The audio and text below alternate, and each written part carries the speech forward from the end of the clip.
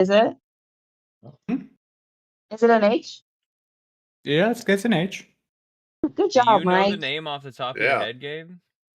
Yeah, I do remember the name. This is more fun. Let me think. Let me think about it more. I need to think of more H names. There's not very many that come immediately to my mind. Hector? That's a good one, but no.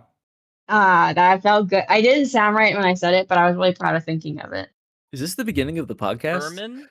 I mean, we're live, so it's in the recording, but, you know. I already said Herman. Okay. Herman was the first one I said. Howard.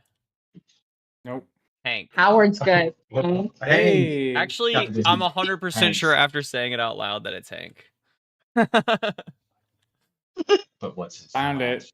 Took Now that I've said it. 7 guesses, but there it is. Can you name Listen. the dude we vaped? Listen, it was so long ago when we did the last time. Welcome to the game show. Yeah, I'm Can so you name the excited to guy be we Sparklonius. vaped? Okay. I'm gonna be setting How up I put screens the while we're camera? beginning, but we can do intro stuff because beyond that we'll be in, so I can do that while we're doing that. Hello everybody, and welcome back to Dungeons, Drive-Ins, and Dice: A Wider World. I'm M. We're this D&D podcast about 4 wayward adventurers. Now we're just after Wilhelm's hole. We're gonna get to the bottom of that hole if it kills us. I'm M. I play Haribo Tamagotchi. It's a shared hole between Zogmoth and Wilhelm, and I think that's an important note. Okay. They share a hole. I'm M, and I play Haribo Tamagotchi, a changeling artificer, not of this world.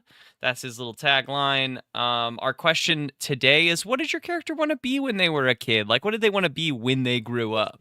And I feel like we've talked about this as Haribo's past. Maybe it was literally just an episode, like the first few episodes, but Haribo wanted to be an artist from when he was a kid. Actually, we didn't. This is a Gabe and I conversation. Holy shit, I'm remembering. Haribo wanted to be an artist. He from being a kid, like just drawing pictures to like growing up and I think like high school age, like he was doing some serious like art. He was getting really into the arts. He was getting really into, let's say, like oil paints and watercolors. He was a good painter. And when he started college, that continued for him. But ultimately, his father and grandfather voiced their opinions that he would not be doing art and that he would be, in fact, getting involved with the family technology business and helping it thrive as it should. The Haribo, nope, the Tamagotchi line had been down, I guess, in those days. Tamagotchis don't paint. Tamagotchis don't paint. They machine and they technology and they refused to allow him to paint. If they were going to pay for anything, which he desperately needed them to do, having survived on the wealth of the family for so long, if he was going to get this degree, he needed to buckle down and do just technology. And unfortunately, in the age he was and the pressure applied by his parents, he gave up art and said, okay, that's what I'll do if, that's what the family needs. And that's how he found himself where he found himself on a space station down the line doing tech that he was trying to be creative with and ultimately got himself all fucked up. And on that cheerful note, my name is Lawrence and I play the gelatinous bard Sparklonius. Happy to be playing Sparklonius once again here on the podcast. As far as I think Sparklonius kind of always knew, I think there was something musical about him whenever he was, I can't say born, but I guess landed here. But as long as he can remember, there's been something musical about him. So I think that it was a pretty natural progression from playing with pots and pans to blowing horn through my holes. Sparklonius is a hard character to talk about. Doing what? Blowing a horn through my holes. I did think that's what you said. Yeah. I don't have a horn, but rudimentary making a horn with I my have a body. horn. And then eventually I was given the horn. My squeeze horn. Blowing I always horn had a through my penchant for the holes. horn. So yeah, that's Sparkalonius.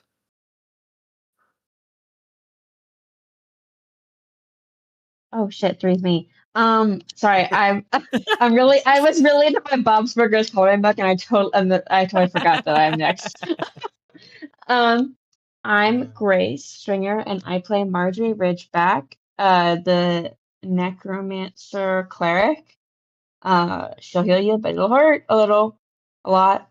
Um, that's my slogan. Marjorie's tagline. And I think, are we also answering for ourselves, like what we wanted to be when we grew up, or is it just our characters? No one has yet. I know. Sometimes we do a both.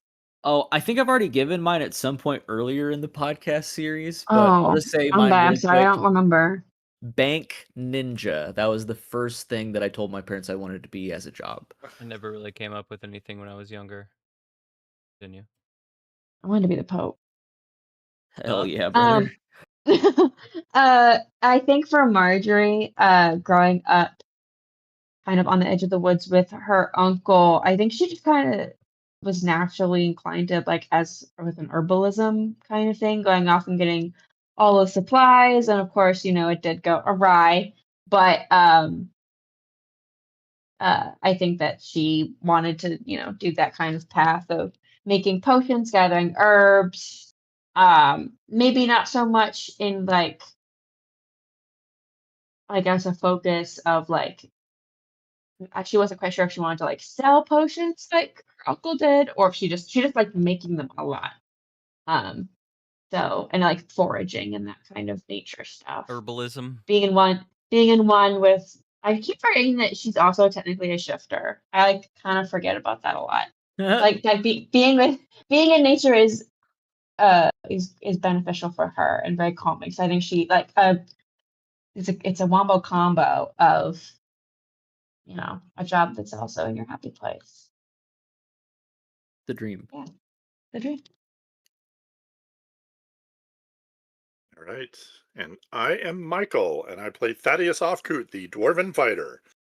And Thaddeus really more knew what he didn't want to do when he was young, and he did not want to go into the traditional Dwarven mining business. He's always been chatty for a dwarf, so he knew he wanted to go out and see the world.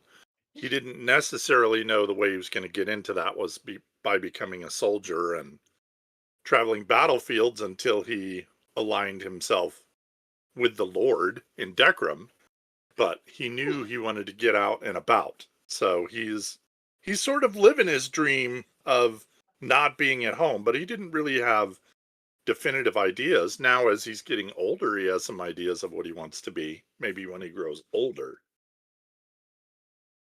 The Lord of his own, right? Just for like an Yeah. instant, I did Land think that you some land meant title. Jesus.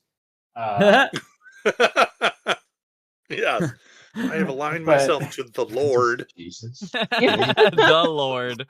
Heard. Big L, big T. That's right. That's pretty good.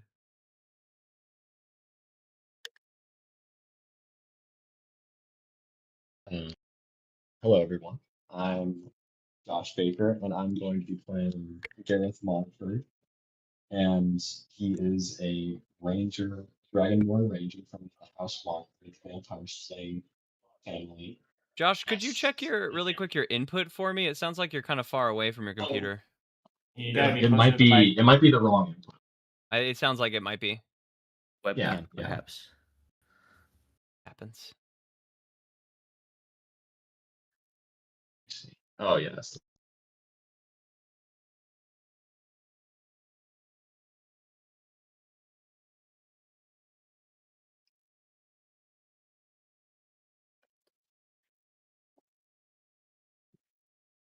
Now you're muted. Wait. Are you talking on Grace's? Yeah, I think they're in the same room. Oh, okay. That's my bad. I didn't notice that. You're probably just a little further away. It could be the right one because Grace sounds great.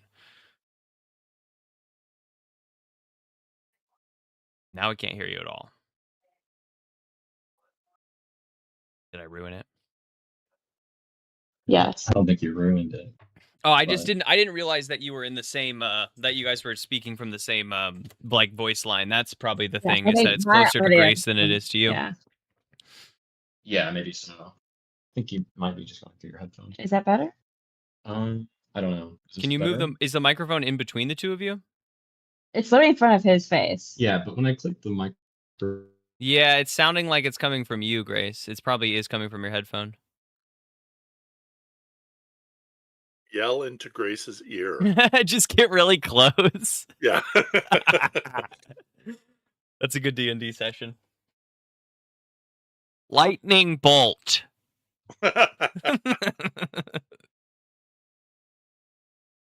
Is that Can you guys hear me? Well, now we can. Hello. How are you, Grace? Did we have it? Did I you think have it was muted. Yeah, the actual Okay. microphone was muted instead of. Okay. Yeah. It is clear. This might be the best audio we can find at the moment. For sure. No doubt. If No this doubt. is the actual microphone. Okay. Do you want me to just like redo? Yeah. Hit it from top. Yeah, for sure.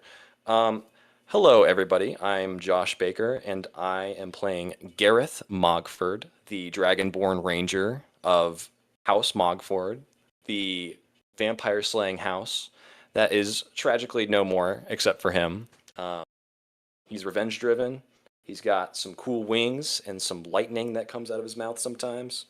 And he's ready to get out there and get his revenge. Good question. Big question. The question. I think when Gareth was younger, he was really conditioned to learn about his family and his responsibilities within the house itself. And I think within the house, he'd have like his older siblings kind of teach him things. And I think one of his particular interests, which he is poor at, but he tries anyway, because he's unintelligent in his stats. But I think he wants to like learn more, but it's hard for him. And he had a lot of experience in the library as a kid, so he wanted to learn all of the ways that he could slay vampires in the library. And he kind of wanted to be more into books, I think, was kind of his thing. He That's likes why the he's bored of idea of being vampire a slaying. scholar, but can't quite read. Yeah, dude, I think he just chose the wrong career path. Like circumstance kind of led him to be kind of violent. Was he forced to hunt vampires by the parents, and he would have preferred to be like a vampire scholar? Is that the Yeah, vibe I I'm think that kind understanding? of is. Yeah, I think that kind of is the vibe. Like he wanted to just kind of lay back and learn more rather than, get out there and slay. Mm. Love it. But yeah. I want to read books, but my parents won't let me out of the weight room. Yeah, like it kind of reminds me of like Giles from Buffy, or like the Watchers that like help teach but don't actually teach themselves. don't get hands on with the slaying, the killing. My Dragonborn wanted to be Giles from Buffy when he grew up. Sum it up. Exactly. Sum it up exactly. There you go. And I'm Theodore Stringer, game master, player of characters that aren't played by other people. I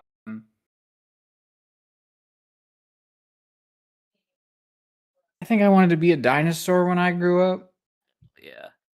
Dinosaur Nice. or firefighter, I think, were the two preschool ambitions. Two vastly Um, different Fighting training dinosaurs. Well, not regimens. both. Yeah, Mhm. Zookeeper, I think importance. also. Zookeeper, I feel like actually had a little bit more oomph behind it. Like I actually knew what zookeepers did a little bit. Then dinosaur? Are you sure? Dinosaurs know what's up. They have the Dinosaurs best know what's job. up, but Yeah, I but he think just my didn't know what they criteria did. for it was just that dinosaurs were awesome. I That was true. mean, they are. Yeah, that's facts. Fact. Not a lot of us know what they did.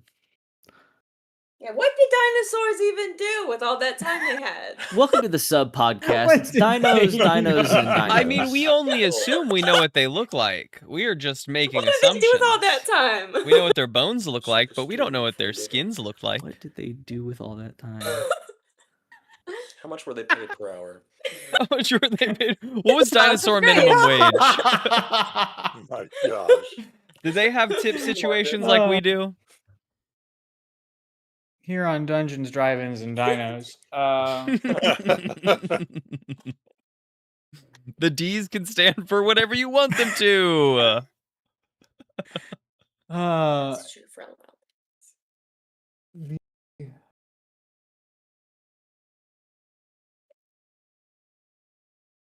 When last we played, we had a downtime episode. I am almost positive. Couldn't find it. Didn't listen. But everyone went around and got their various things done. We spoke with the Lord, and he told us some local lore that might be important later. It's so important. It's so important. It was the Halloween story we've been told so far. That is a real story the kids use as their Halloween story, which is such a cute, like, little wraparound, right? Like, I think we heard about that story with Sir Keegan and the kids a year and a half ago or whatever, like, when hearing some lore about it. Now I get the full story about why the kids play Halloween games like that in the mansion, and I think that's really cool. Exactly why. Hell yeah. So that happened. Also, we learned that that Haribo's on again, off again boo, or perhaps just maybe I mean, femme forgot- fatale. M He has keeps been forgetting her name. No, M mixes up names. Haribo obviously does not. And Yeah, Haribo's Okay, obviously. smarter. it has been Convenient for Haribo. it has been Only until you do. explicitly an open relationship. That's true. The That is whole canon. time I've said this. That is canon. Okay, it is canon. Haribo's open relationship person is suspiciously missing during a time of crisis. Mhm.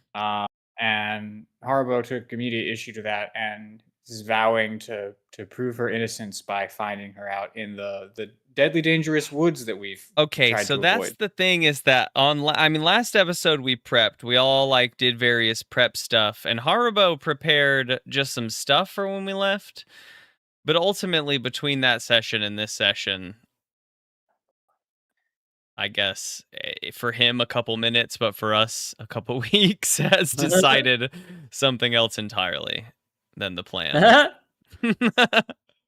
So what is it that you decided? Session begins. I've changed my mind. Well, okay, that is important. I mean- that is important. Session begins, and he No has one's changed left his for mind. anything yet.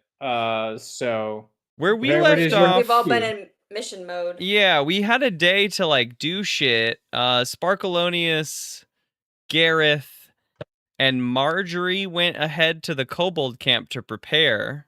No, I That did I my do own recall. shit. I did my own shit. What'd you do? I ran away from what's her face, and I read a bunch of books. Okay. I gained my knowledge. You did. And Okay, You that's did. right. That's right. So then, as this But day, this is I at the guess, very end of Right, that. Is yeah. that the three of you who are for sure attending or being in maybe the Kobold production. Those three have already left. I do not know that Haribo also has left at this I point. actually think that Grace is right. I think that Marjorie didn't go with Gareth and Sparkalonius to prep the Kobolds. yeah, I I don't- don't think I would. 'cause She why would hung I? out because that's how she was able to avoid. And then Haribo finished his like cure wounds scroll. Thaddeus helped with the defenses, and Marjorie basically just avoided Bryrene all day. And then we like closed up day with like the expectation to head out to the Kobold village. I think the next day. I read books. I didn't just like run away and hide. Let's see. Sparkle. Yeah, There's the a last lot bit of of this, hiding in the Sparkalonius montage, and though. Gareth went to prepare for the show. Marjorie avoided Bryrene. Thaddeus repaired the walls and got the ballista mobile, and Haribo got potions and a spell scroll.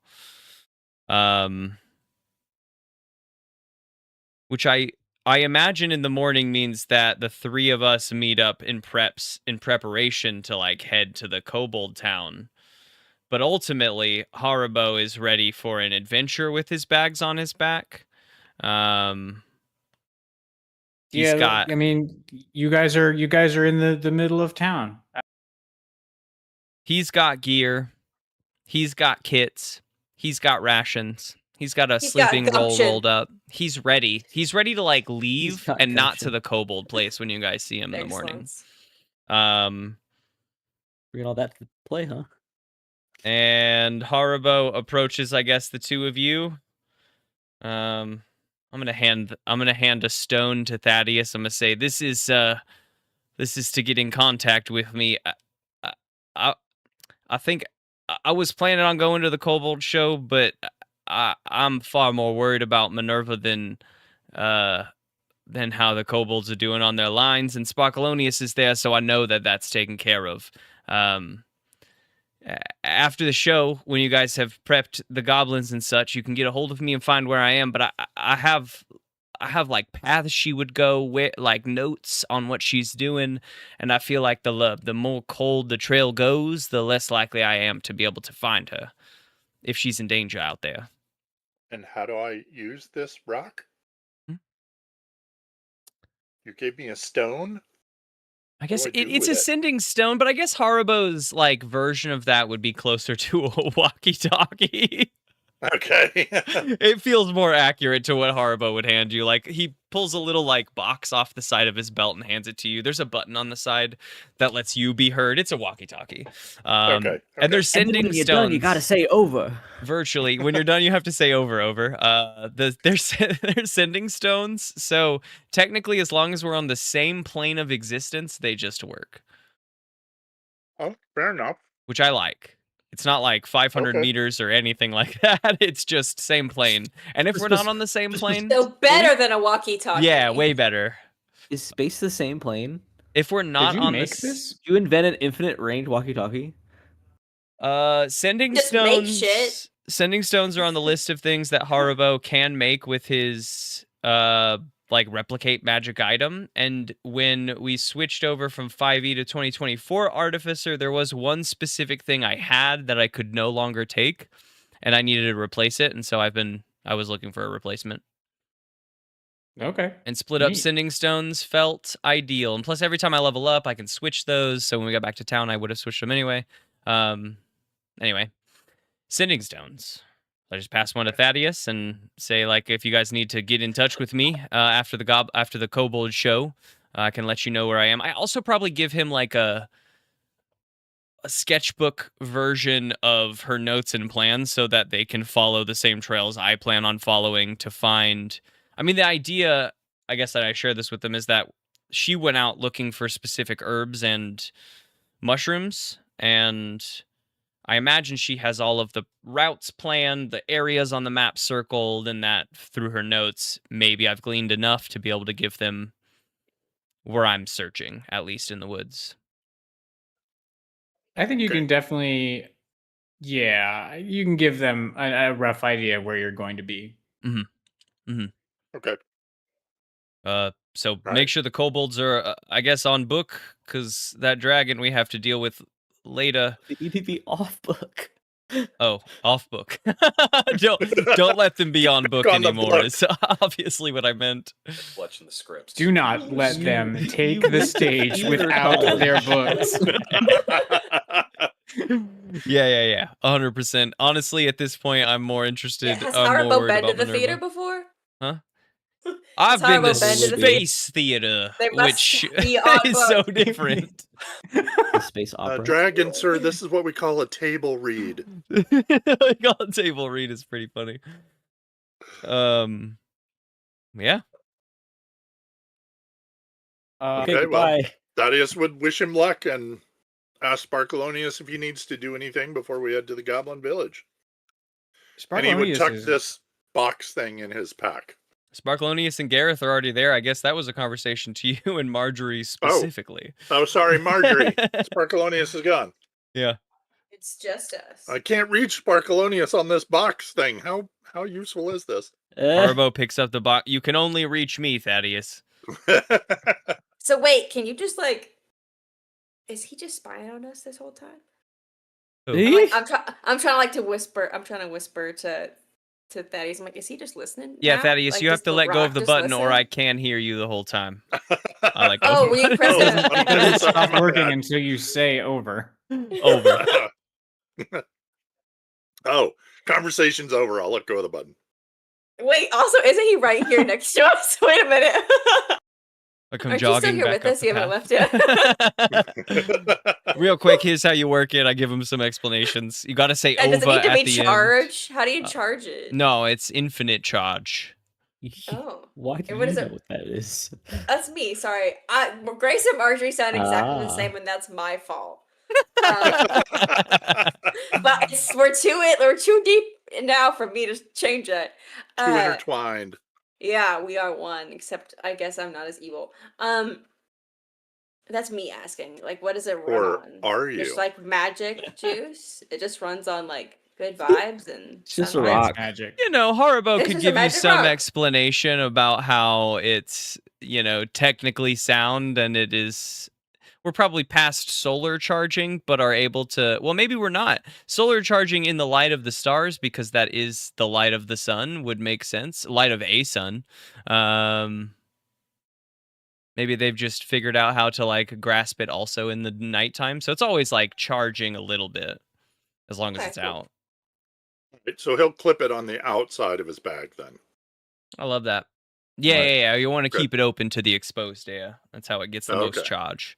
You have to bathe it in Also, moonlight. also, you for it. don't want that you want that bag stank on it. That bag. Yeah. Why does this Also, smell it's like got a dwarven 10-foot telescoping antenna. I've also been Yeah, keeping my right. jerky in there. That Sorry. unfolds into Sorry, a Thaddeus. satellite. You have to like fully set it up on a tripod every time you're trying to get in touch with me. It's a really long antenna. For sure. Dungeons, Drive-Ins, and Dinos, a D&D podcast where we mostly talk about the contents of our characters' pockets. Listen, I like rocks. This was established pretty early on when you used it to trick me. Well, that's true. She And was this thing was distracted by called the a rocks. 2 boxes. I'm a simple gal. All right, I like a rock. I like a babe. Rocks and vapes. Those are her boxes. Oh, All right. okay. So, then there were Marjorie. 2. yeah. Do you need anything else before we leave town, or shall we head to the goblins? No, I think let's get. What's the play called again? Do you remember? What's this? Merchant The of Manchet of Venice. the Manchetta Beneath. Oh my gosh. It was something. I guess we'll. That's we'll that's see. part of the season 2 canon rewrites. Hank and his merchants.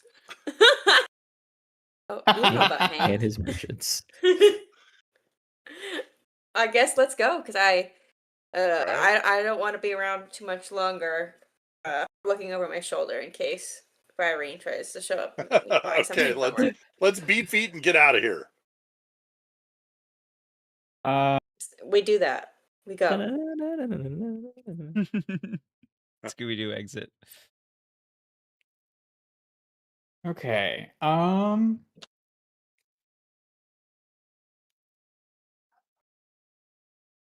Barcolonius and Gareth. I think we left you coming into the clearing with our group of kobolds. And there was a set made of zombies that they were Yeah, like being building silhouettes. that's true. And then at the end of the play, whenever the building falls forward, it's just a wall of zombies, and the window panes that the zombies don't have fall around our characters. And then all the zombies get up and do it again. 6 nights a week. And a 1. And a 2. All right, from the top. Initial formations. But yeah, I imagine we're furiously rehearsing.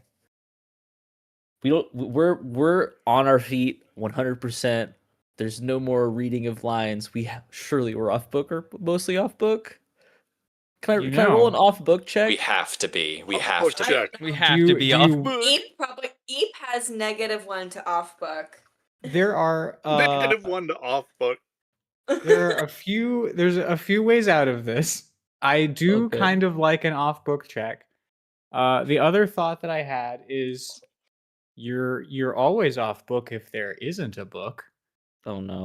But we've been running on a book this whole time, though. Ducats has been but it's not been like explicitly on a going book. good. But it's not been going good. You think it's gonna go better with us trying to You were in the improv? podcast. You saw the Kobold podcast. So true. And that was It's a so spin-off. recently. I don't know. Ducats Do feels you like guys this want is to gonna go well. take another stab at the Merchants of Venice here? No. Oh, like a I real think they're gonna do stab? the No. Manchetta Venice. I like Okay. that one more. Yeah, so Okay. Sparkalonius really quickly writes let's do this instead instead of an off-book check. Sparkalonius really quickly writes a very simple play called the Manchette of Venice. But we've put It's got about 80 lines. Ducats is having a pure 70? panic attack. An absolute nightmare. Don't worry, your lines are the same. What? What? Oh, no, you see, your lines are going to be the same. You're off book, right, Ducats? Yeah. I'm so proud of you. I have like 20 parts. You're telling me you rewrote the whole thing with just my No. See, I'm gonna write. Here we go. Stay with me. I'm gonna write 80 lines for everyone else. Whenever you pause, they'll say one of their lines. Oh, goody.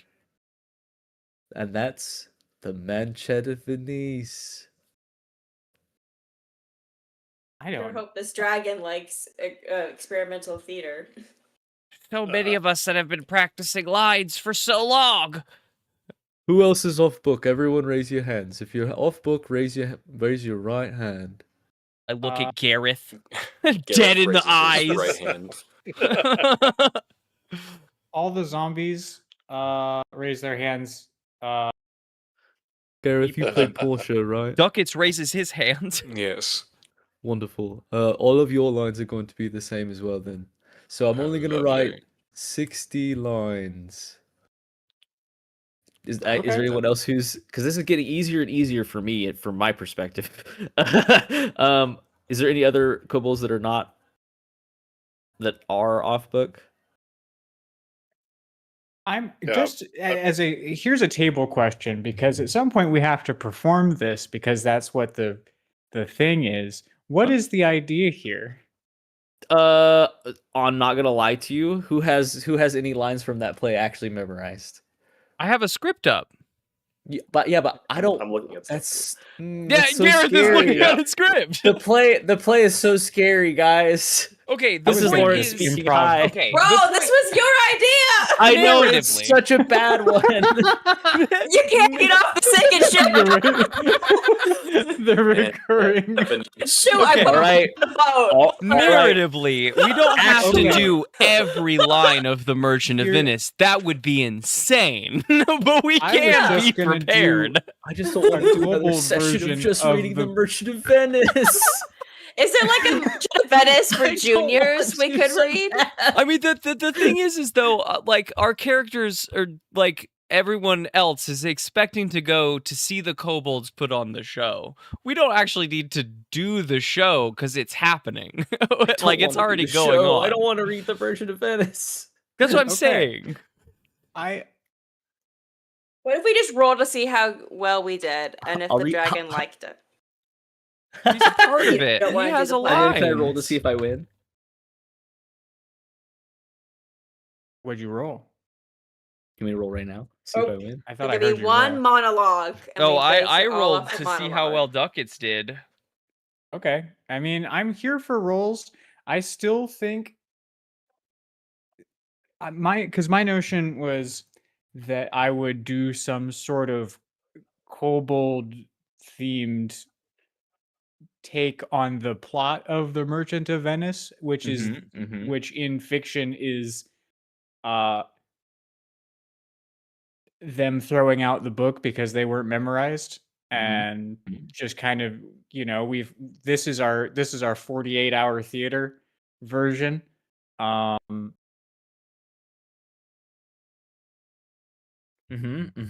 like where your head is at. The downside of that is that you guys would not be playing the kobolds at that point, except that you would have like full ability to jump in and do and like improv with me, but we're not gonna do lines. Because lines are scary, and even looking at a children's version of Merchant of Venice hurt my head.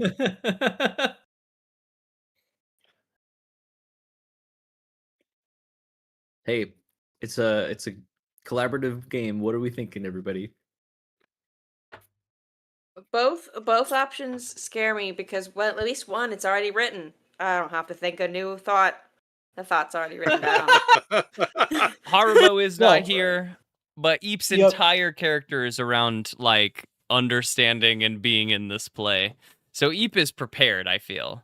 No, you mean ducats. Eep I do has mean no ducats. thoughts. I do mean ducats. Eep's best friend is a rock. Yeah. You're telling me Eep didn't take his one part seriously? No. Correct. No, he was hanging out with his rock friend. What was your part, Eep? Antonio, the lead Antonio. of the show. Cool. It's gonna be great. But the rock friend has all the lines memorized. Listen, Big Tony knows every single one. Okay, Big actually, Tony. maybe we pick which players can have the script up based on if their character should have like known it. Like Ducats, he knows these word for word. Whether M does or not is different, but Ducats knows them word for word. But Soft Eep probably knows 6 of the words. may not. So if Ducats is rocking from script and they're just trying to respond with how they think it should be done. Eep will just respond how it makes sense in the moment, I guess. I rolled a nat 1 for Bite being off book, so he knows where the pyrotechnics Yeah, but where the Soft pyrotechnics rolled a go, but his 5. lines are a train wreck. Let me roll. Okay. It's gonna be such That's a a busy show 4. for Ducats. I got a 4 So- -1, which is a 3. Oh god, you're Okay. still better than Bite. Oh. This dragon's gonna get us. Yeah. Ducats is Okay. not enjoying life right now. I think we're in trouble. Don't panic. Don't panic. Deep breaths. So- Deep breaths. Sparklonius breathes with his whole body. Yeah, Sparklonius is rippling with tension. Let me see. Ducats is trying so hard. And you say there's a dragon that's going to come and watch this. Did I already know that? Did you? I hope I don't think so. Sure, Nelson will be here. Oh, the dragon that you guys pay your rent to. Yeah, it's actually when rent is due. Uh, Where's I think Haribo said he was gonna be back with the gold to pay our rent this month. How much was it again? I think it's 200 gold, right, Gabe? I believe that's right. I believe that's right. 200 okay, gold? That's all right. That's fine. Okay. He Don't did worry, send that ahead, right? Oh, I've got it right here. Okay. And then Sparklonius plops out into his hands and he shakes it up and down. And then he plops it back inside of himself. Oh, thank Was God. there 200 gold in there? Hey, let's all find out together. Haribo only had like 80 something gold, so I'm actually glad I remember that now and not. Mm, How much gold? it sure is not. I didn't think Sure so. is not 200 gold. We have I not didn't been think so. particularly money It focused sure on this is adventure. not. Har- It's mostly equipment you hear in there. A whole bunch of stuff falls on the ground. No, I don't shake it out. I just shake my Oh. pot sealed up and down a couple of times. Okay, But it sounds yeah. like candles and like torches, maybe a couple of shirts. Like it's not as jingly as one would hope for 200 gold. I What do you think do is what with the I could say. shirts? Eat them. Okay.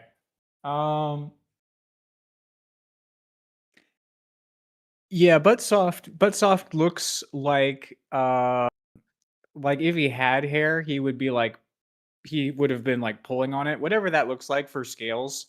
Maybe his skin looks loose. Like Like a forced molt. How has the side business been going? Just out of curiosity. What side business? The defending of merchant caravans.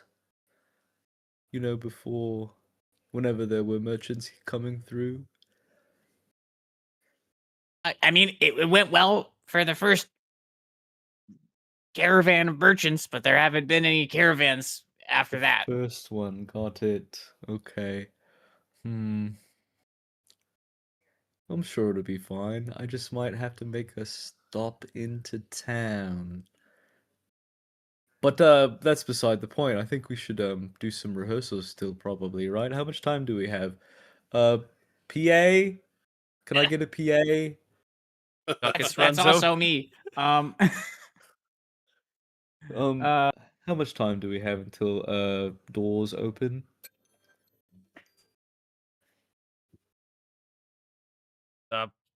Three or 4 hours, sir. Oh. Do you think that's time for a warm-up? Yeah, let's play a little zip zap fireball. Zip zap fireball. With all these Get rewrites? the improv warmed up. Ducats is like looking furiously ripping through the script at all the rewrites you've done. Did you say fireball? No, I said zip. Nah, okay. Zap. Flip. Fireball! Ow!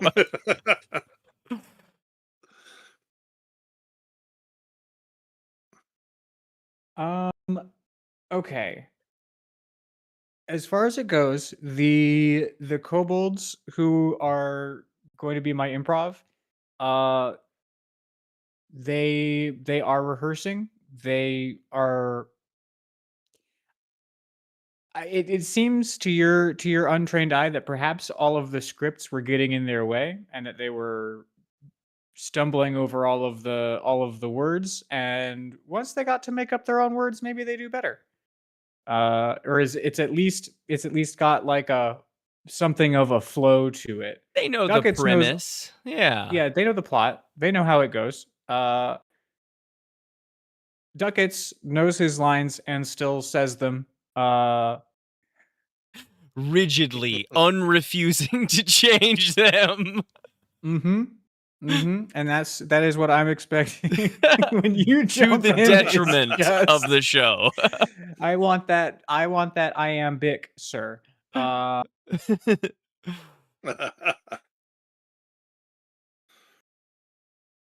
I mean, it is 48-hour theater, and they are on hour, 44, I guess, 46, 45.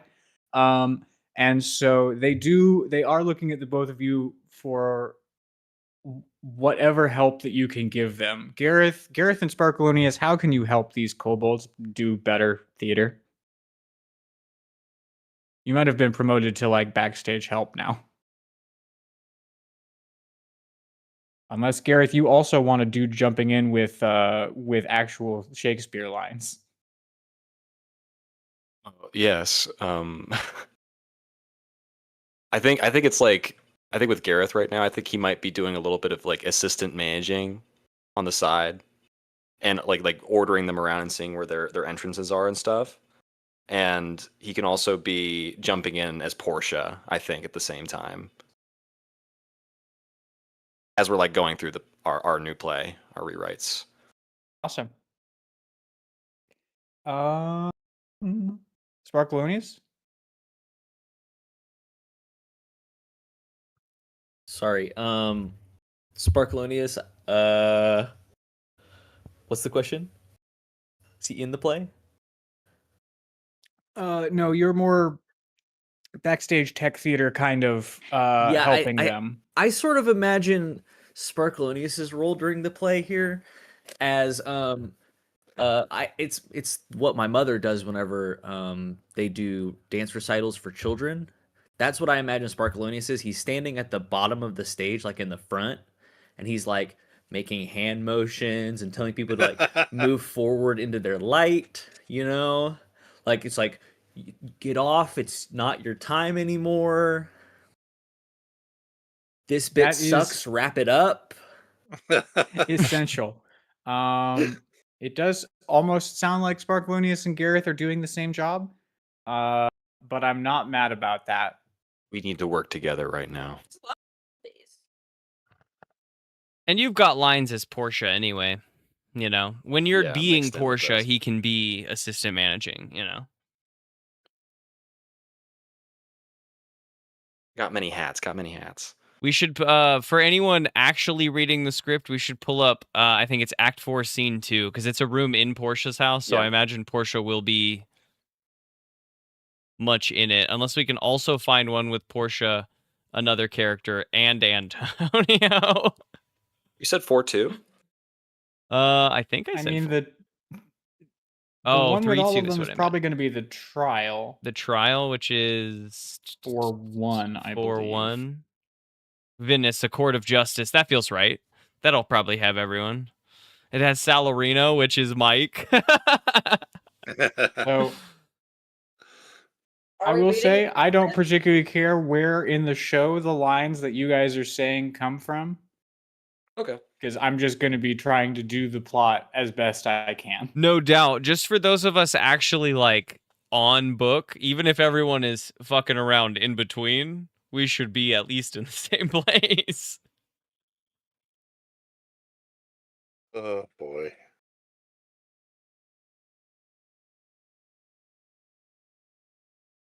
Just to have that ready.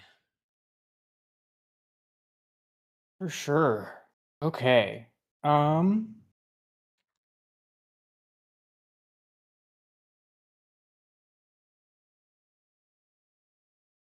Haribo, you are venturing into the silent forest alone.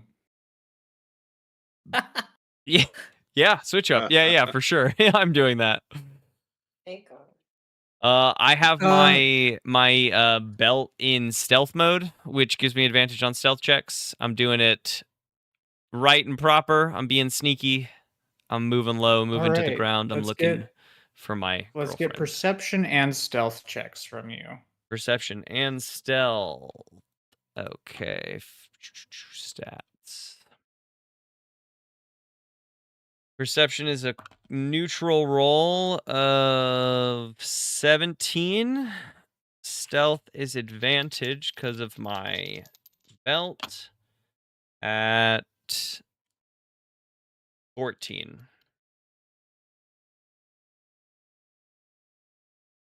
Okay.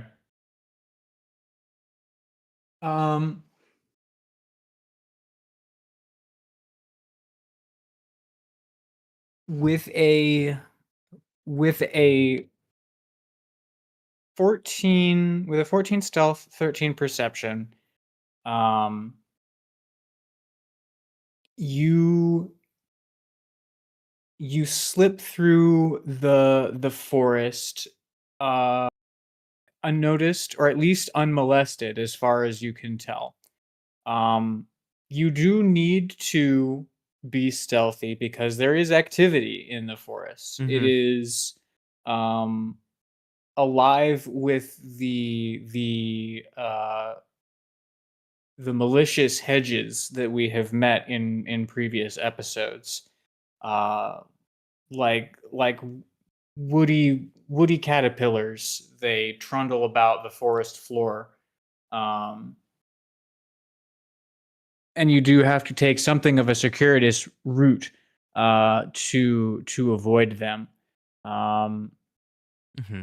You do find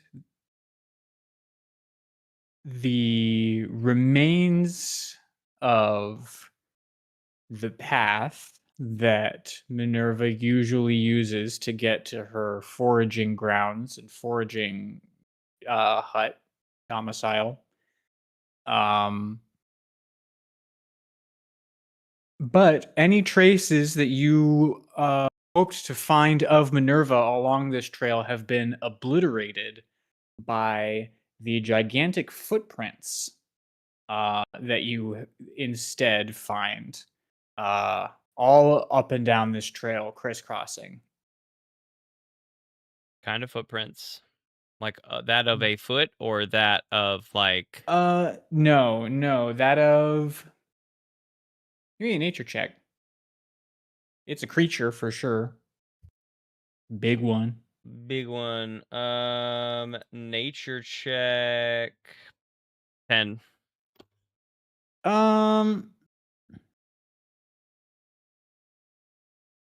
You think it's a reptile. Big, 4 toes. How big in comparison to like my foot? Just as a reference. Bigger than both your feet. Like, could I lay down in its footprint? You could not lay down, but you could sit down crisscross applesauce inside this footprint. Okay, heard. Okay. I hate that. That sucks. It's not great. No, not good at all. I mean, I'm gonna just try to keep like perception out, avoid whatever big things are around. My goal is to make it to the clearing where these things grow, based on the notes I took from her building, her shop, to see if she made it there. If I can't find signs of her on the path here. Okay. Awesome.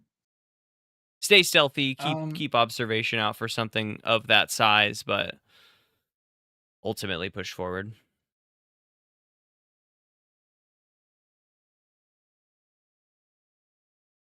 Awesome. Okay. You push forward.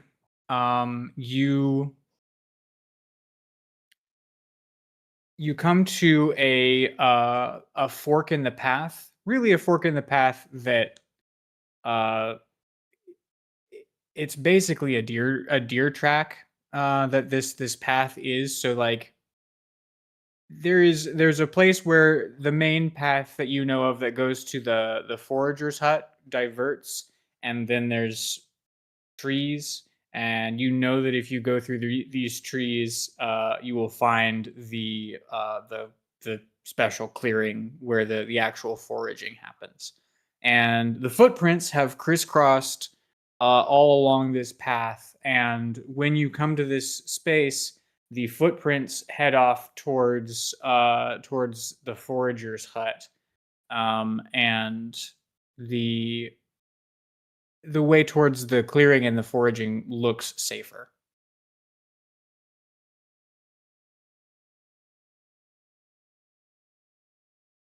I'm gonna drop into a stealth, and I'm actually gonna push up towards the foraging hut. She's been gone for 6 days. My thought is that she would have needed shelter at some point in that time. If it's destroyed or whatever, I can always come back to the safer, sort of untouched route. But if I, get into the bushes, take a really, really stealthy approach to try to observe the forager's hut to see if there's any signs of life, it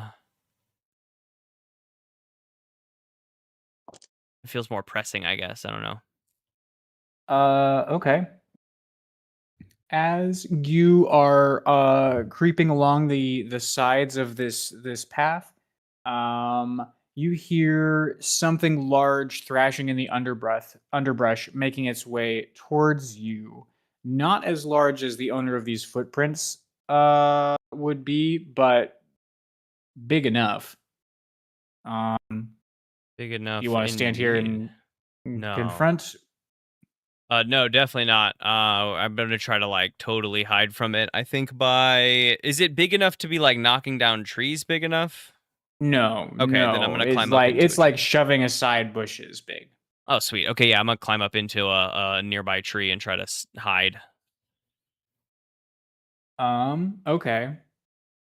You climb up a tree. We'll just let the stealth check roll. And through the underbrush, uh, punches a black bear.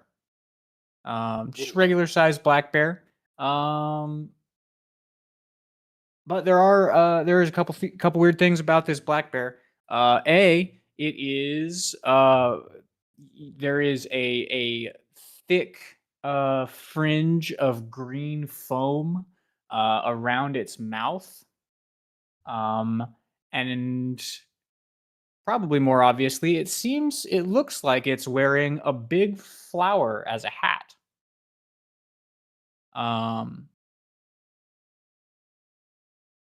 And the bear comes across the path and towards the tree, and it like sniffs and snuffles around. Make one more perception check for me.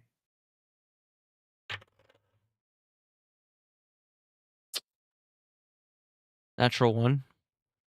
That's a weird hat. You cursed yourself. That's exactly what I thought, that it was a weird hat. That's what M thought, so. It's a weird hat for It threw me, the player. I could anyone, see it throwing Harbo. anyone, 30, 33, 30 or and under, it looks this flower is sort of akin to the Venusaur flower. As far as imagining this hat. A bulb. A big petaled bulb flower. It's weird. I would tell you more, but you rolled a 1. I'm more focused, I think, on the bear anyway. Is it climbing the tree to get at me, or is it just like hanging it doesn't out? seem to have. It doesn't seem to have found you. Its perception check was also not very good. Okay. It probably has an ability that would give it advantage, but I'm not going to look up its stat block and find out for sure.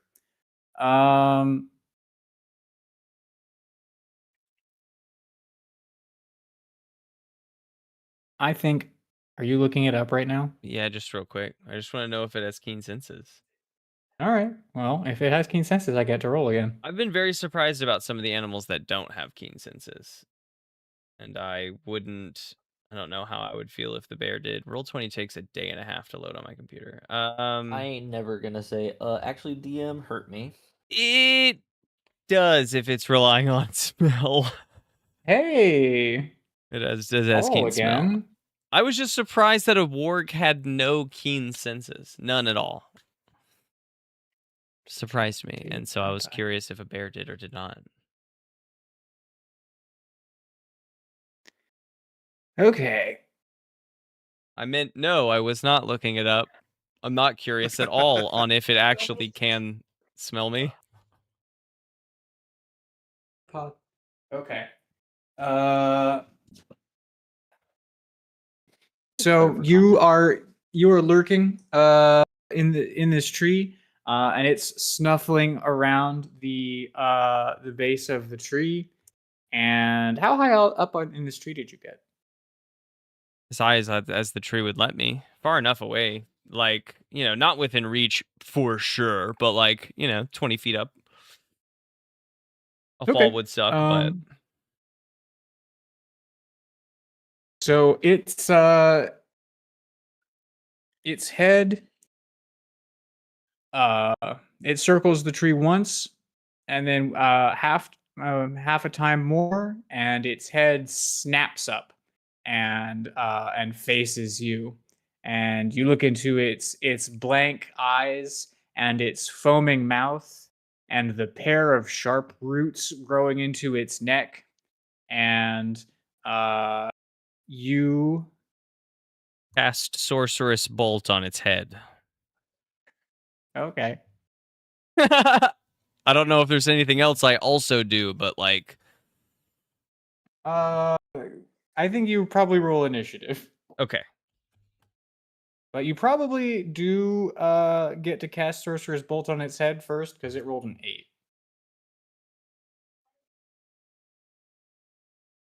8. For initiative? Mm-hmm. Yeah, I rolled a natural 17. There's a plus to that. So I'll follow through with that Sorcerer's Burst. It's going to be fire damage, and I'm aiming at the flower on its head. Can I make a perception check as I do this as well? Is the bear, like you said, like blank eyes? Does the bear seem alive? You know what I mean? Yes? I don't know. What does alive mean? I mean, does it see... blank eyes read something to me. Is it blank eyes like blind eyes? You know how blind eyes are cloudy? I feel like in a lot of media, zombies' eyes are cloudy too. I don't know if that's anything. I mean, that's not if nothing. it's a zombie. Yeah, I guess I'm literally seeing if like it's an alive bear body or if it's a dead bear body that is animated. As a curiosity, it's not going to change my blast of Sorcerous Burst. It's just a Haribo's curious mind. I think that this is either a dead bear or a soon to be dead bear. Okay. Range spell attack is a 14.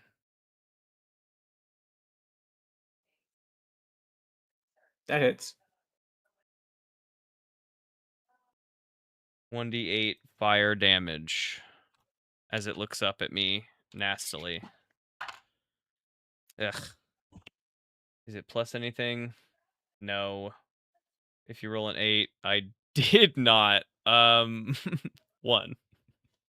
Okay. The opposite I rolled. If you roll an 8, no. Okay, cool. Are you using a trick D20? Well, that was a D8.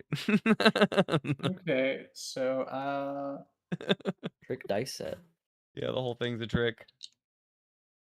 1 damage.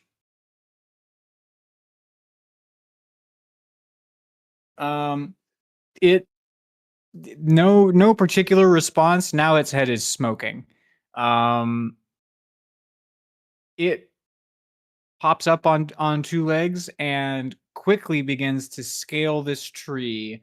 Bears have a climb speed of 30 feet, and you are 20 feet up Can I in use this my tree. movement on the rest of my turn to go up higher? How high does this tree go? Trees are pretty tall. No, Haribo, actually, so sorry. Haribo would have assumed the same thing M did. I just rolled another natural 1 on my like understanding that check because M fully thought he was safe in this tree. If it has a climb speed, Haribo doesn't know it, so he wouldn't have moved up. You're right. Continue.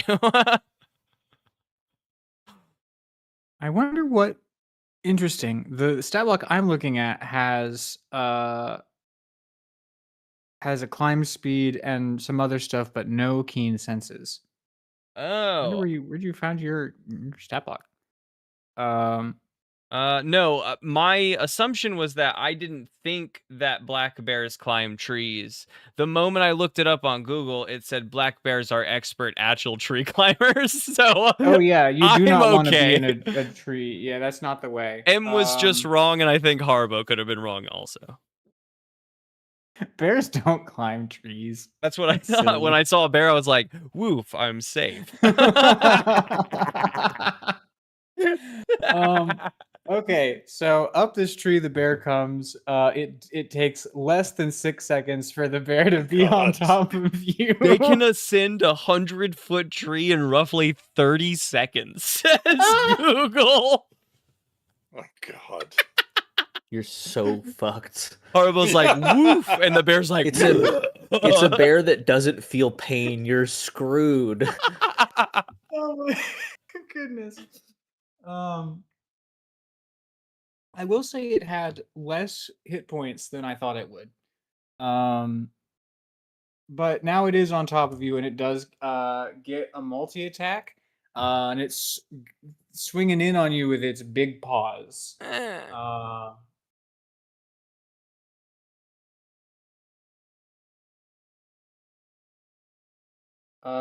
That is a 6 and a dirty 20. The dirty 20 hits for sure. Okay, take a d6 plus 2 damage. Plus 2. Hey, I went back to rolling high. I'll take a solid 8 total damage. That's Wonderful. Expert max rolls, damage. sir. Expert rolls. Would it be too mean to say make a dex save? No, I mean, of course it wouldn't. I'm in a tree. Yeah.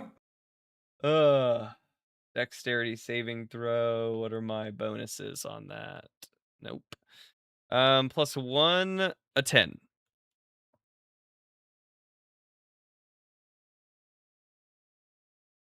Is this also just M versus a bear? Uh-huh. Yep. These stats seem very similar to just M versus a bear. Yeah, sounds like it. These rolls, in your knowledge. It's all negatives and highest rolls on damage possible. So it smacks you real good with its paw. It slices you for 8 damage, and you wobble and you slip, but you manage to catch yourself. You are still in the tree. Like hanging from a branch. Yeah. With as many limbs as you want, you can even have all 4 hanging on the branch there. But you are a dangling. Well, you're probably now. I think if you dropped down next turn, you probably would avoid damage. Okay. Okay.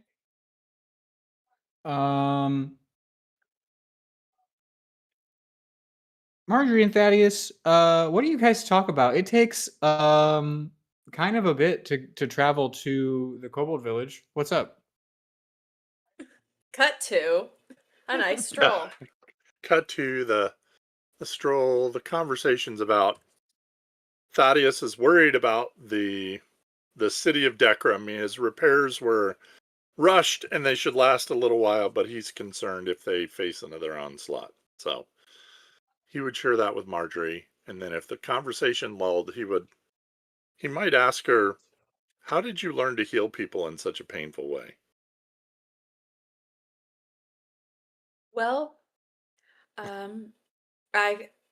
when you're way I can explain it, when you're channeling the energy of my great lord and savior, Belsharoon, those who aren't maybe as loyal and sworn in will feel the pain of his touch and his healing. It's bad. He also feeds off that a little bit. Little yummy pain. So he's feeding off of my pain, or he's It's like feeding off the fact that you're causing me pain? It's a beneficial thing. It's a symbiotic relationship. You get healed, he gets your pain vibes. And I don't answer this question. And this is just as much as Grace knows off the dome. But this doesn't in any way make me obligated to your lord, right? No. Okay. No. I mean, no. For now, you're good. See, that wasn't very convincing, Marjorie. Listen. Just don't die and you'll be fine. Listen. Just don't die. I'll be forced to bring you back. That's what I say all the time. Just don't die. You'll be fine. Just don't die, you'll be Yeah, fine. okay. Well, duly noted. Then I will plan to not die. And with the onslaught of Zekrom, my gut's telling me if we kill the source, maybe they'll all just die. If we find the source of what's making these zombies. Yeah, which Not is why my we zombies, need but to see. the evil trees. Yeah. Not Zogmoth zombies, not the ZZs. Zogmoth zombies. Not the double Z's, but the trees. Oh goodness, did you think I mean the human zombies? No, the tree zombies. No. Don't be silly. You silly dwarf. Oh, my bad. So sorry. No. The trees. And how's how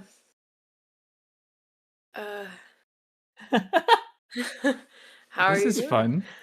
How are you- This is probably what the conversation is really like. So, do you want some jerky? I got some trail Oh.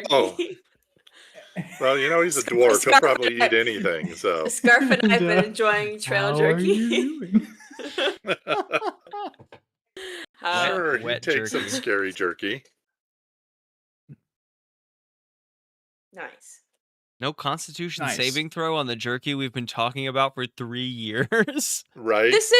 This is fantasy jerky. This it lasts is new a long jerky. time. All of the old jerky got left in the. We've talked about this. All the Okay. old jerky got left in the thing, and This it's was covered in our Barson's side jerky show. now. It's Jerky talk. Barson's jerky now. That's right. Yeah, So whatever I this guess jerky I is stole more that you've jerky. suddenly produced, you got it new in town. It's the Listen, hold on. We have I not might been have in stolen town. some. The only thing we've talked about Marjorie killing in the past few days is hobgoblins. It's all I'm Yeah. saying. Urchin's got to urge. I've been killing hobgoblins to practice my dark arts. Who said it wasn't jerky making? My Was it dark drying art meats? jerky make? My meat drying spells. I've been practicing my God. meat drying spell. Marjorie's like, how does that taste, huh? It's like a layer of Pretty preservation. good, You know, right? you preserve Enemies. the jerky a little bit. There's layers to it. Tastes normal. And you know what? The huh? jerky tastes good. It tastes good. It's Tastes good like jerky. victory. The tagline is Zogmoth tastes says- normal, huh? Pretty good, right? Pretty good, right?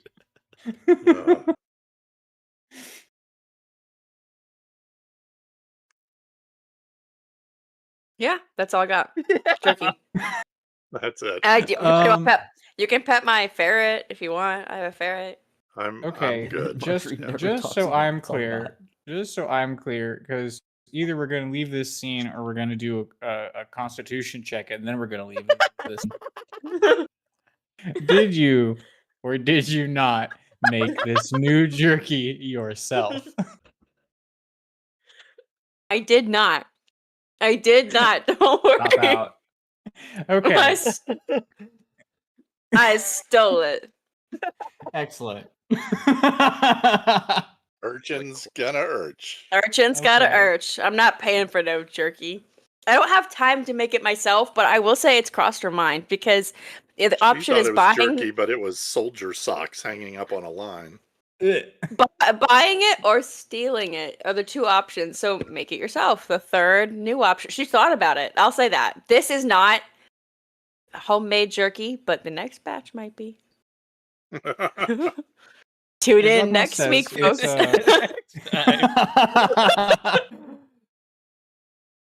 Yuck. Okay. So Who knows? Maybe Hank, maybe my vape guy has jerky knowledge that I need to just like take a hit of it secretly and get some. oh yeah, Good you time could story jerky definitely knowledge. take a hit in search of jerky knowledge.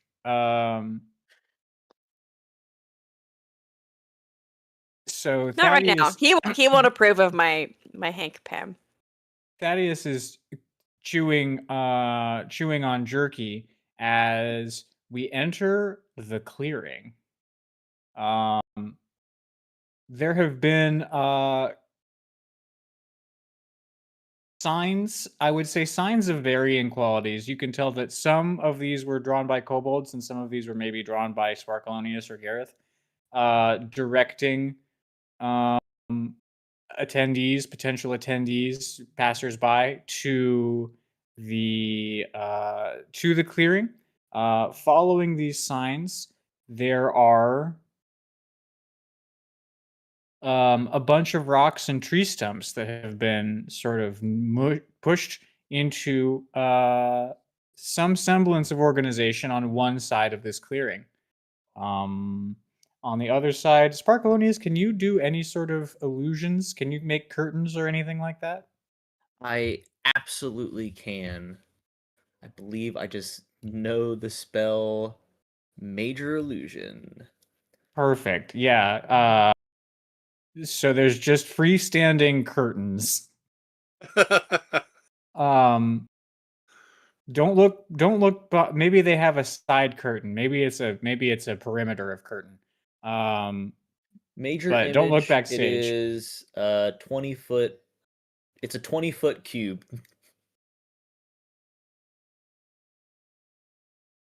It You seems probably have completely that real. seems fine. 20 by 20. 20 feet. 20 feet square of curtain all the way around. And then there's a little bit of stage past the curtain.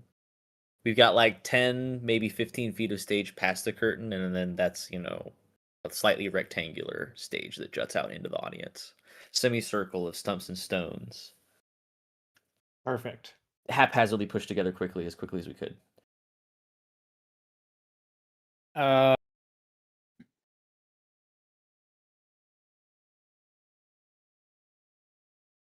Okay. There are already ROTC kobolds, I think, in a selection of the seats. I don't think all of them showed up. How many seats did you guys lay out? 200. Oh my god. Jesus. That's too many. Try again. It took an hour and a half of our 4 hours of time. It's really important that we prioritize that. You just don't know how many people will be here. Okay. If they can't sit, they'll leave. There are 15 ROTC kobolds occupying a row and a half of. And are they all sitting together? Yes. All together in the middle. There are a couple other kobolds. There are 3 goblins. They're sitting in the back.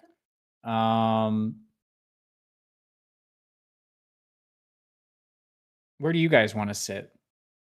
There's apparently well over 100 open seats. Dead in the front or dead in the back is the only kind of options, I think. Yeah, I think Thaddeus and I should sit in the back. We're definitely You two in the very back and those two in the very front. We walk down the hill and we see how many rows of chairs there are. And, And then you set up a we're blanket definitely sitting in the back. on the hill and sit back there. Right, yeah, Like Shakespeare in the Park. Yeah, 100%. Yeah. 100% like Shakespeare in the Park. Got my KFC bowl, Yeah. Jerky, a bag of jerky that wasn't sold in the area.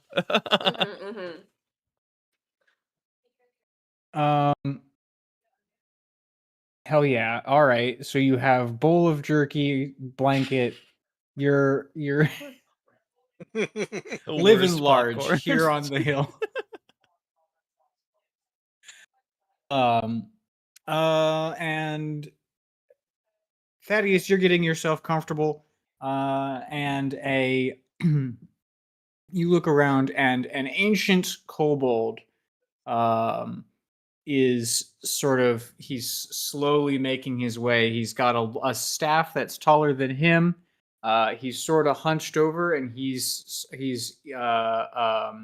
making his slow way up to sort of next to where you guys are at.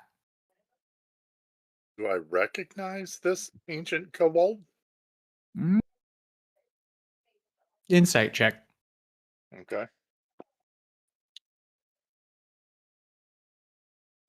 Well, so far it's a nat 19, and that's intelligence, right? Yes. Insight's wisdom. Oh, it's wisdom? All right, hang on.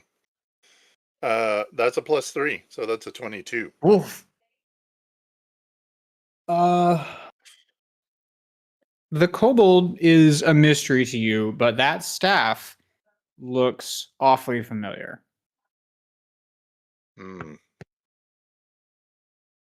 It's not. It feels like it's not exactly this. The staff you remember, but it bears a striking similarity to the staff carried by the lich that you encountered a day and a half ago. It's a really cool staff. Okay. Like It's a really steampunky? cool. It's a wooden version of a really cool staff. All right. Like, is the- it built up with the same kind of mechanical liquid compartments, or is it like I'm just curious what reminds him It's like of fan art. Zogmoth. It is. I don't know that we ever described Zogmoth's like staff. It is long and black and of a difficult to recognize substance because I don't feel like trying to figure it out. It has either real and lacquered, or it is carved out of some sort of glimmering black stone, a life-sized skull on the end of the staff with I think with some sort of simple carved crown coming out of the bones of the skull. It's obviously not that staff that this kobold is carrying, but it is a wooden staff, and the big bulb on the end of it does kind of look like a skull with horns coming out of it. And it is the same length. I'm gonna ask the kobold as he comes close where he got such a staff. I made this staff myself. What Incredible what voice work. inspired that design?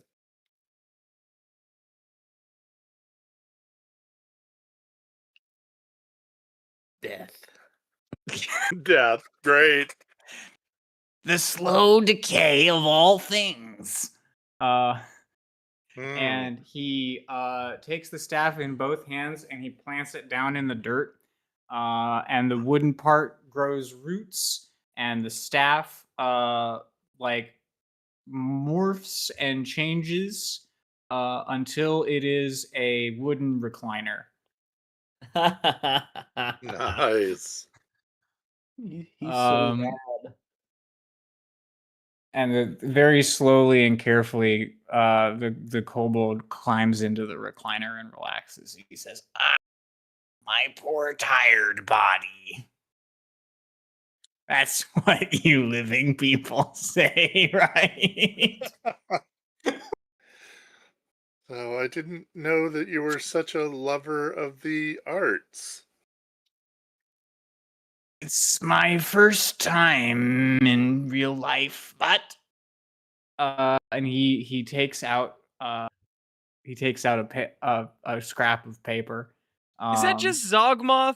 It took me Yeah, quite a that's- while. Yeah, I'm thinking that's exactly who this is, and he's just in disguise. That's so funny. Could you not tell from that excellent voice work? I was trying to figure out how this guy was copying Zogmoth, Hey, but thank you. it That's just exactly what I was going Yeah, for. yeah, 100%. I was like, this guy definitely came into contact with Zogmoth, but I didn't realize it was. I love it.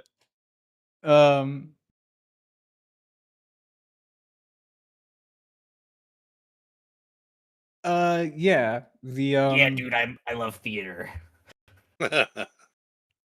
I was invited, and so now I'm here. He waves the ticket for a second, and then he sets it down and he starts to fill a pipe.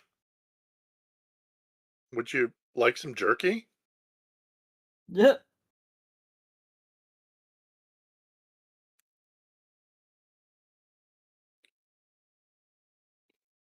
Sure.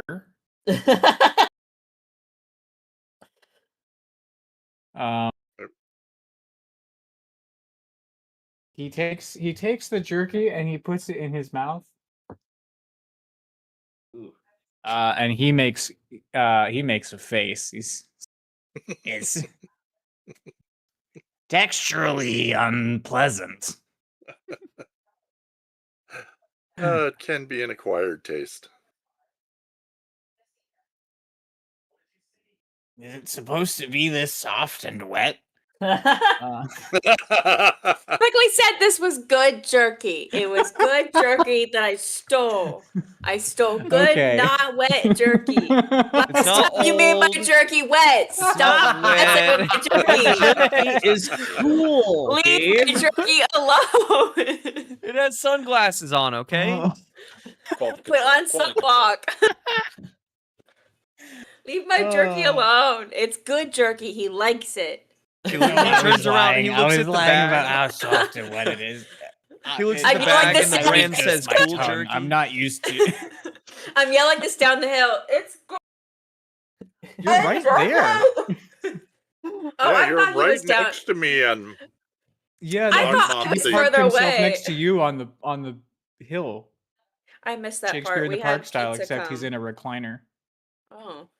I She missed just that wants part. Cool for a everyone at blanket. Shakespeare in the Park to know that it's good jerky. It is good jerky. And they do now. Be jealous. Hey everybody, Yeah, he's there's got like a jerky few of and the it's RT.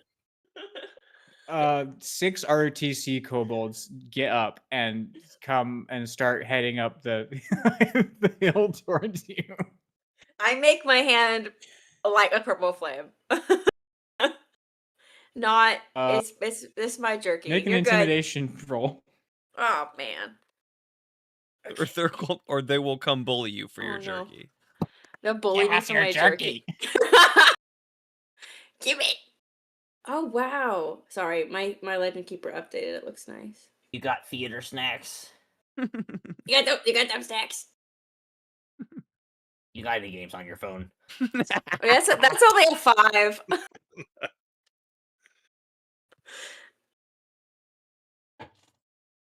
You got any games on your rock?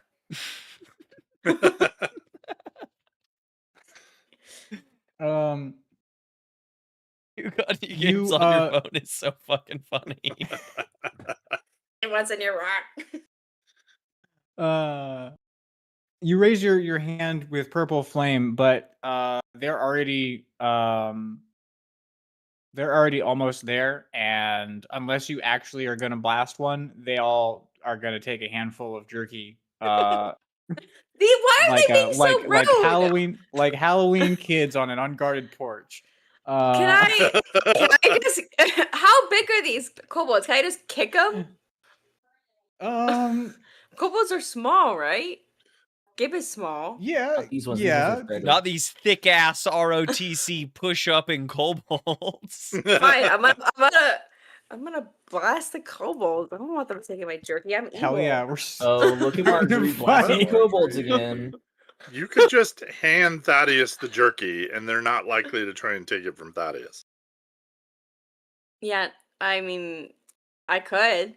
I was specifically told to be more evil, gang. What do you want from me? I'm Hey, not. Did I say anything? nothing I'm about having let your a great actions go. time. I rolled a 10. I don't know what I'm adding to it. To blast a kobold, Spell your attack spell modifier. casting attack modifier, I would imagine. Which for you is spell attack roll +5. 15. Well, that does. I'm does aiming. hit. Okay, I'm aiming for like right in front of them. So if they keep going at this eager rate, they're gonna walk right into my fire and they're gonna burn themselves. Like the greed Pretty evil way to is too put much. it that they're burning themselves in this case. Yeah, I mean I'm involved, but also they're being greedy and rude. Involved, but Greedy little guys. They need to learn. You can't just take people's jerky. They didn't even ask. They just went to take it. I'm gonna kill you. They do all. I think they all stop and they look amongst themselves, and one of them says, "That was really lame. You didn't even hit us." Damn.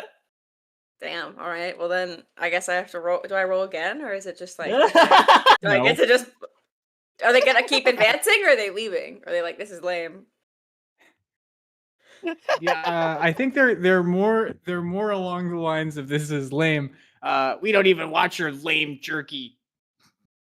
Sure. Yeah. All Lame right. person coming, not sharing jerky. They all stomp down the hill. You won't forget this. Oh no! Okay. Uh,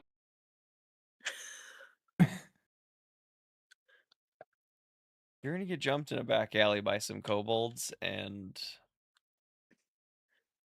going I'll down. rob you of everything Says you've ever eaten. It says the guy that climbed a tree in front of the bear. You're about to get Yeah, eaten I've by a looked it up. bear. I've looked it up. Bears climb trees so fast. Yeah, I know. And now I know too. Especially black bears. Those are like literally the tree. Those are the climbing ones. bears. That's literally like the worst bear you could have come across for tree climbing.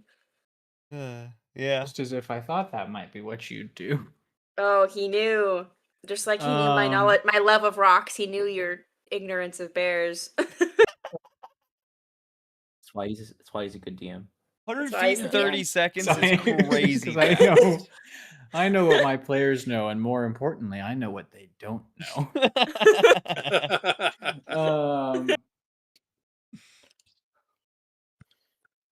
Okay.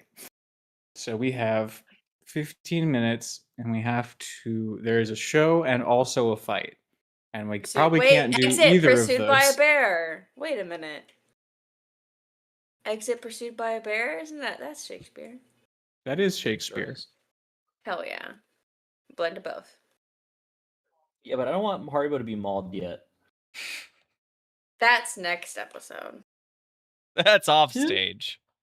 You should yell into your rock for help or something. Don't you have a rock for help? Helping rock? Oh, I do have a walkie-talkie, but it's just a bear. It's just a bear. All right. It is just a Fair bear. enough. I thought it was a zombie. Didn't it have He's a a weird... level 5 adventurer. He'll be alright. That's fair. He does have... And several black bears spare are slots to get also through. the smallest, right, of the bears. It's not like I'm saying Yeah, they're on the would smaller end of fight a bear. black bear Yeah, over yeah. a grizzly If bear, it's but it brown, is the lay down. smallest If it's of the black, bears. fight back. Yeah. And if it's If it's white, white- good night. Yeah. Yeah. And this one's black. If it's green, what do you mean? If it's green, it wants your Um, spleen. Oh no, Oh. that's inside me. Green bear.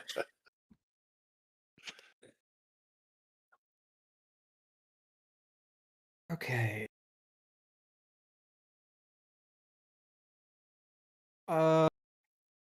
Haribo, it's your turn. How far is the bear from me? Like so close? Like He's so like close. 5 feet from you empirically. You're hanging from a tree. Your feet are probably 10, 12 feet off the ground. Constitution saving throw from the bear. Oh. Okay. That seems like something bears would be good at. They're pretty decent, I think, at it, but They're I not just have bad. to They're hope. not bad. That's an 18 from the bear. Well, that passes. He's going to take some damage, and that damage is going to be... Let me roll this up, and then I'll talk about it. Okay. At half, the bear takes 6 damage. Haribo reaches down and double taps his belt, and it causes a concussive burst to shoot out from him in 15 feet in all directions. Thunder wave. The bear takes 6 damage after the halving. Would have been 12. And nothing else. It is not pushed. That I was was a hoping to good shove idea. it through the tree. That was a good idea. Unfortunately, I did not. I'm just gonna let go of the branch. That doesn't even. That feels like an object interaction kind of action. To just let go of the branch Yeah. and fall to the ground. Now you're at the base of the tree. And then I run away and into the bushes and try to stealth, like hide from the bear. Run Okay. away! Yeah, make a stealth check. Run away! Yeah, that's not great. Stealth check, just crashing through the bushes with an 11. running in a straight line away. Yeah, 100%. I'll hide! Crash, crash, crash, crash. I gotta find somewhere to hide! Yeah. I'm thinking about hiding soon. I'm not hiding yet. Yeah, the bear rolled a 14 on keeping track of where you're at. The mode my thing is in gives me an additional 5 speed of movement, so I get 35 feet just crashing into the bushes. Hell yeah. Okay. The bear the bear chases you.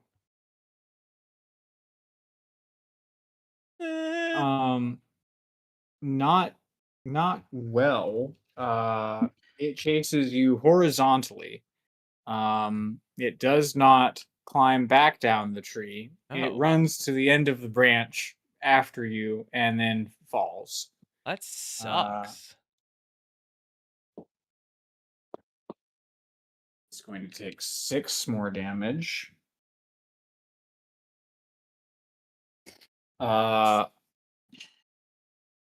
And you see it pop up from the bushes that it fell into and sort of totter around. And the flower on its head looks sort of busted. And then it starts to lope after you. But it only makes it about 10 more feet before the turn's over.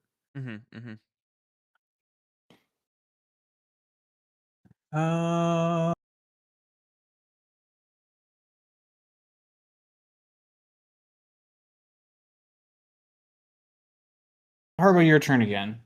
I think we're gonna end the episode with this fight, and then we'll see where we're at, and if I get to do an opening monologue for merchants. Crashing through the underbrush. I'm gonna turn around and don't really want to waste another spell slot, but I want to kill this thing. I'm gonna turn around. I'm going to point at it and cast Witch Bolt, which for Haribo is probably a thing already. It feels like a cool space technology. He twists the knob on the front of the belt, and electricity charges up through his palm. He fires it off, and I think it is it in fact is down here. Spell attack roll. 15 to hit. That hits. This hit is 2d12 lightning damage. Hopefully just to torch the thing. Set belt phasers to kill. To kill at 14 lightning damage. Yeah, you fire an impressive beam of electricity from your palm, and the bear's momentum carries it forward in a slide another 5 feet, but mostly you hear the slide because when you hit it with this bolt, it drops, and it drops back down into the underbrush. And that's all you hear of that. The forest returns to an eerie quiet. I'm gonna go examine the bear. That's a strange piece of flora growing on top of a piece of almost dead or dying flesh. There's a lot of weird things going on. I just want to get a sense of what's going on before I go further in. Okay. You go in and you have a look. Some might even say an inspection of this. Investigation. An perhaps? investigation, some may say. Some may even say an investigation. Yeah. Why don't you roll that? If those people say that, I get a 21. Of of this plant. And there's a lot to see about this plant. Or at least there's I think it's easy to figure out everything that there is to figure out about this plant. Lifting up the battered petals, you see that everything of this plant sprouted from a fist-sized seed that is like a big burr attached to the fur of the bear. And from the top of the seed has sprouted a stem that extends up to this flower. And from the bottom of this seed has sprouted 2 sharp roots that have buried themselves in the neck of the bear. Small vines attach the stem to the head, and the flower sits on top like a cool hat. It's like in the brain of this thing, though, I imagine. Like rooted into the skull kind of vibe. Yeah, I do like that. I think that there. I think with an investigation 21, the roots are drawing power, but yes, you also see that the vines that look to be stabilizing the stem are also probably buried into the control section of the bear. Well, I'd like to harvest what I can from this plant, even if it's pretty gruesomely from the bear, as best as I can, so that maybe Minerva can tell me what's up with it when I find her, and then move on to check the hut. I think that's flat dexterity, unless you can think of a better skill. It wouldn't matter if I did. I rolled a natural 2. I just sort of rip the petals off of it, trying. I don't even take out a knife. I just like try to pull the flower grab a off hold of the of head. this, It all rips. It's gross. The dice rolls for you. Yeah, you. I should not have done this. Yeah, it's. Oof. Ugh.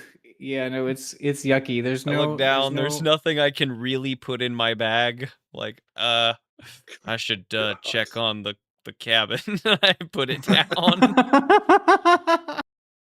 Oh, goodness. Okay.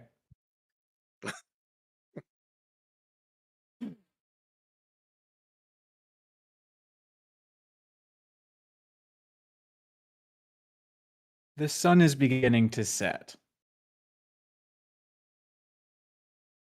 The seats of the clearing are as full as they're probably going to be. Which is hundreds of people. Hundreds of them. No. 50s of people. I think I can give you a 50. I might even give you a handful more than that. I'll take but that feels like a good number for the forest. It's a lot of the kobolds. It's some goblins. There's probably a few other miscellaneous forest folk here.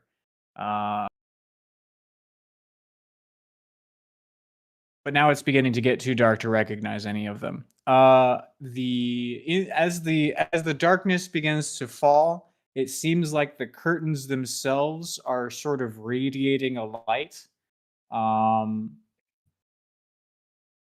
Perhaps they even flash at a particular interval to signal that we're going to start the show. Yeah, so they flash green for a while. No, wait, they flash red for a while and then yellow for a while. And then green. And they open to a backdrop of zombies. Zombies standing to form the word Venice. Oh my gosh.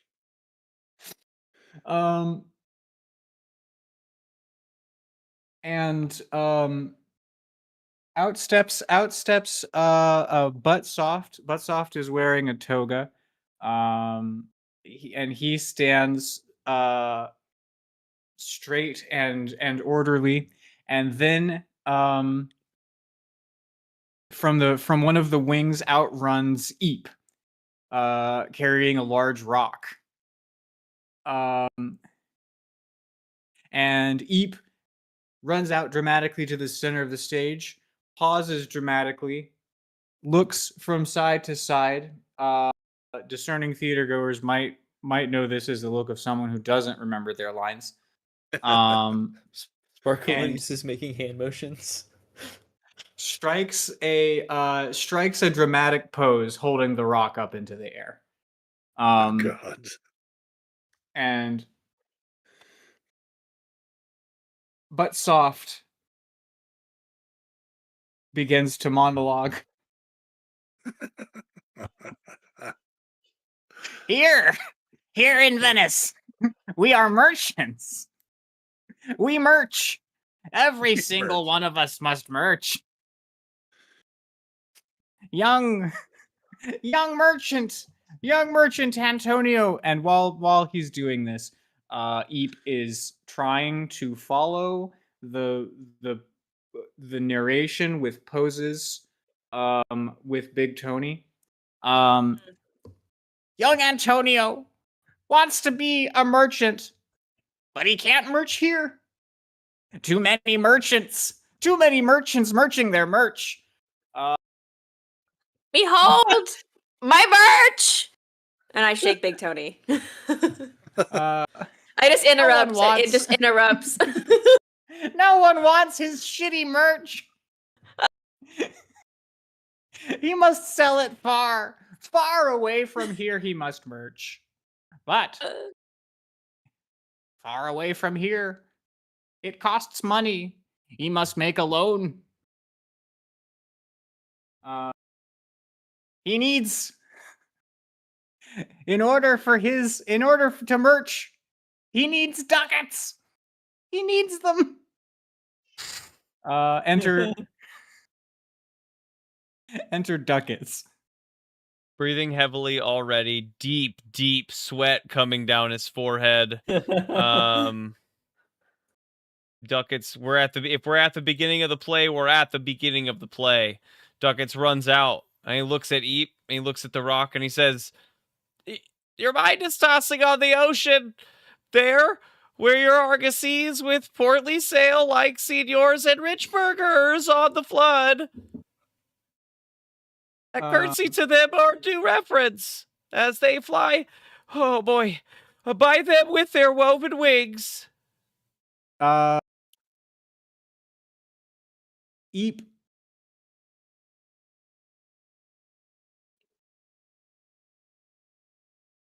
throws Big Tony at ducats. Oh God. Big Tony, no. That's what he's for. My wind. That's my friend. Cooling my broth. What's your friend? Would blow me to an ague when I thought. Eep seizes ducats and begins to drag him off stage. No. Buttsoft says, Antonio, Antonio has obtained the ducats.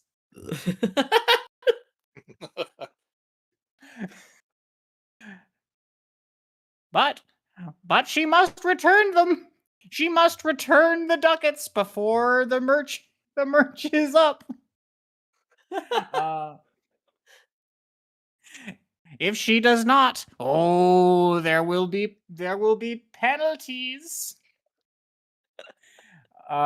And Sparkalonius is making his arms. He's holding his arms up. They're close together, and he's moving them apart from each other. He's telling him to drag it out. Really explain this part. The penalties. There's like raise the tension. Like a significant pause as Buttsoft processes this. Sparkalonius says, "Dramatic tension. Raise the stakes."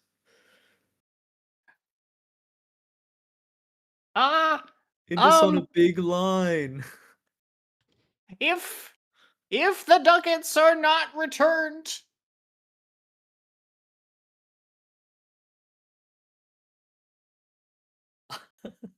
I'll die. he will be fed to the great monster of Venice. The monster named And Merchant.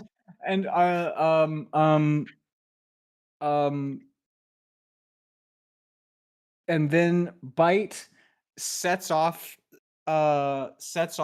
smoke bombs that bring in smoke onto the stage, and at their signal, all of the zombies go ooh.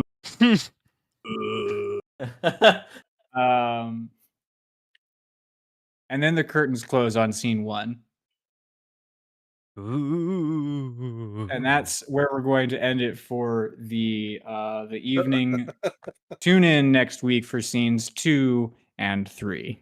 Phenomenal. We're gonna do scenes Beautiful. 2 and 3. You know, it makes good narrative sense to wrap, like, we start the show and then at the beginning of next session, oh no, the show's over. Just a quick zip zap zop I'm okay into with that, 30 minutes in the future. Because I didn't have a scene 3 written. Scene 2 involves the rumor merchant. Rumor merchant. Yeah, the rumor merchant sells rumors. No. Can't. All right, I got a dip. He sells truth. Later, M. Yes, even though it was quick, a good session nonetheless. Much love, you Indeed. guys. We'll talk soon. GGs. Good times, good See you night. later. Good times, good Bye, all. night.